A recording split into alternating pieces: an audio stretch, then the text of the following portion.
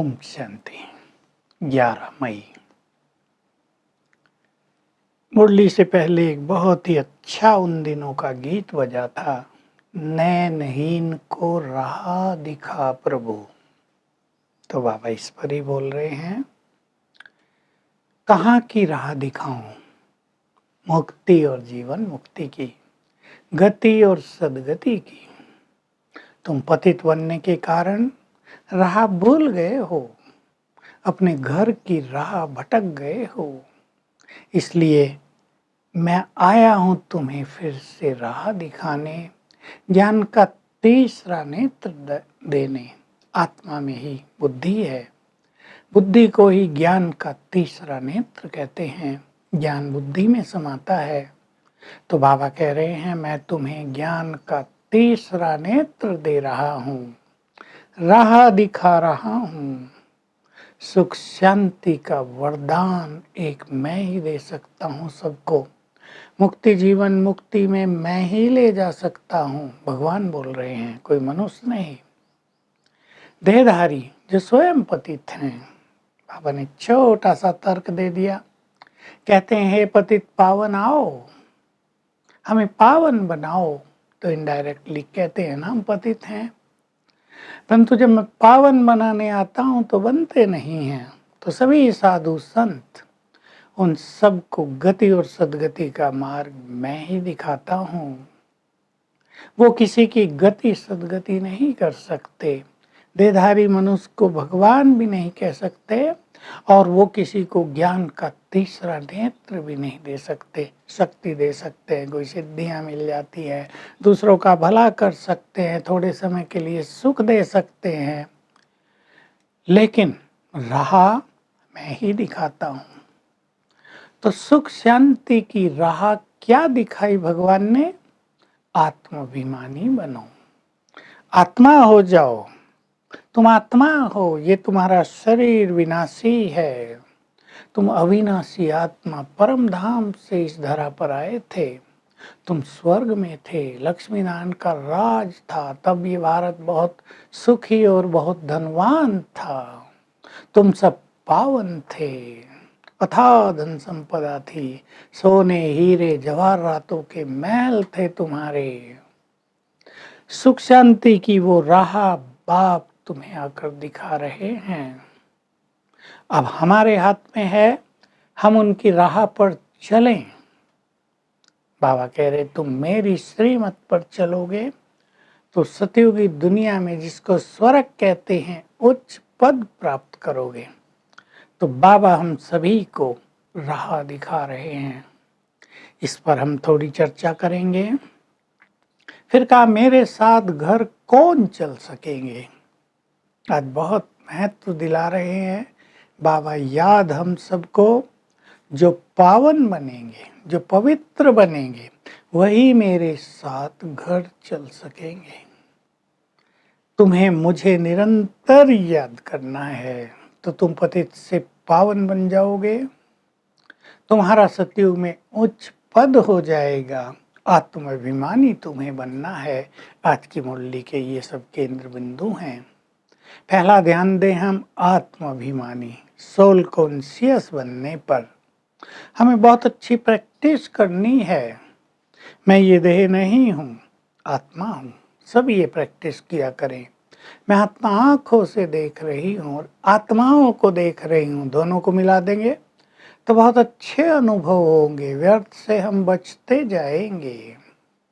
सुख शांति की राह, गति सदगति की राह, मुक्ति जीवन मुक्ति की राह। और घर चलने के लिए एक ही शर्त है, एक बाप को याद करो तो तुम मेरे साथ चल सकोगे, पवित्र बनो। क्योंकि अंत में शरीर छोड़ते अगर एक शिव बाबा की याद रहेगी तो उसके साथ सीधे घर जाएंगे। तो हमें लंबे समय तक अभ्यास करना चाहिए कि और देहधारियों से हमारा लगाव न रहे। अगर लगाव रहेगा तो अंत में हमें उनकी ही याद आएगी। ये बहुत बड़ी चीज है। लोग कहते हैं अच्छी बात है ना, हमें अपने प्रिय पुत्र की याद आए, पत्नी की याद आए, पति की याद आए, कितना अच्छा होगा। लेकिन अच्छा नहीं होगा। क्यों अच्छा नहीं होगा? वो आपको बंधन में बांध लेंगे। आत्मा देह से निकलना चाहेगी और वो निकलने नहीं देंगे। तो ये जो पीरियड होगा ये लंबा भी हो सकता है, अति कष्टदायी होगा, सजाओं से भरपूर होगा। इसलिए किसी देहधारी की याद न रहे। सबको आत्मिक दृष्टि से देखने की प्रैक्टिस करनी है, अपने परिवारों में, अपने घरों में। अंत में केवल एक बाप की ही याद आए तो उसके साथ हम घर चलेंगे। पवित्र बनना है। पवित्रता ही सुख शांति का आधार है। सुख शांति की राह ही ये है। देहाभिमान में आने के कारण दुखी हुए, पाप कर्म हुए, पाप कर्मों ने और दुख को बढ़ा दिया, सुख छीन लिया। अब जब हम सोल कॉन्शियस होते हैं, पवित्र बनते हैं, तो पुण्य आत्मा बनते हैं। हम पुण्य कर्म करते हैं, दुख का बोझ हल्का होने लगता है, हम सुखी हो जाते हैं। ये भी हमें बहुत ध्यान देना है कि सुखी रहना या न रहना हमारे अपने हाथ में। कई लोग सोच सोच कर दुखी रहते हैं, कई लोग दूसरों के दुखों में बहुत दुखी रहते हैं।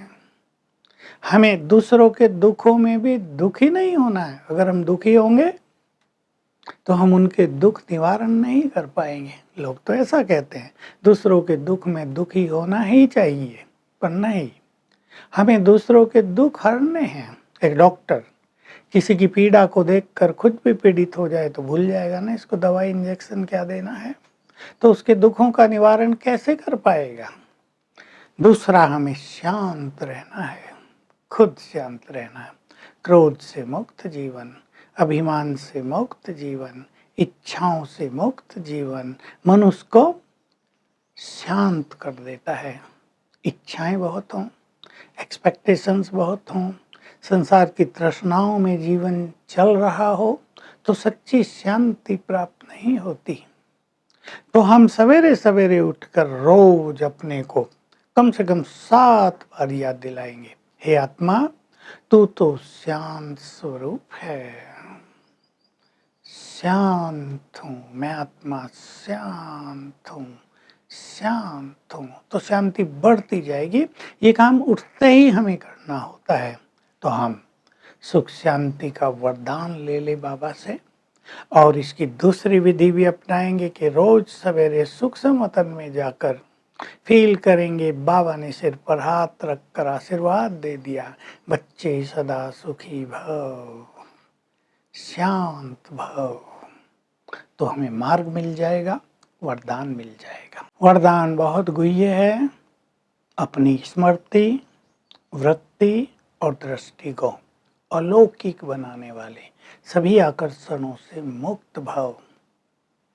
तुम सभी नई सृष्टि के क्रिएटर हो, इसलिए तुम्हारा एक एक संकल्प श्रेष्ठ होना चाहिए। संसार में किसी भी चीज का आकर्षण तुम्हें नहीं होना चाहिए, और इसका तरीका है श्रेष्ठ स्मृति, स्वमान, वृत्ति श्रेष्ठ, सभी के लिए भावनाएं श्रेष्ठ, दृष्टि अलौकिक, सभी को आत्मिक दृष्टि से देखना। अगर ये तीनों चीजें हमारे पास रहेंगी तो संसार के जो व्यर्थ के आकर्षण हैं उनसे हम मुक्त हो जाएंगे और हमारी स्थिति भी बहुत श्रेष्ठ हो जाएगी। स्लोगन है, दिल में परमात्म प्यार या शक्तियां समाई हो तो मन में कभी उलझन नहीं आ सकेंगी। तो आज हम सोल कॉन्शियसनेस का अभ्यास करेंगे और आत्मिक दृष्टि का हर घंटे में एक बार चारों ओर नजर दौड़ाना। सब आत्माएं हैं और मैं महान आत्मा, श्रेष्ठ आत्मा हूँ भ्रकुटी की कुटिया में। ये अभ्यास करेंगे तो सारा दिन सुख शांति में व्यतीत होगा। ओम शांति।